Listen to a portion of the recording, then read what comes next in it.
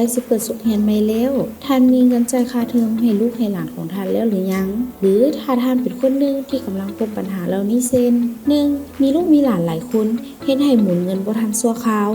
2. สำราคาเทอมบ่ทันหรือบ่มีเงินซื้อชุดอุปกรณ์การศึกษาต่างๆท่านบ่ต้องกังวลต่อไปอีกเพราะมื้อนี้สถาบันการเงินสัพพวีของพวกเฮามีสินเชื่อเงินกู้เพื่อการศึกษาเพื่อส่งเสริมการเรียนการศึกษาให้สำหรับนักเรียนนักศึกษา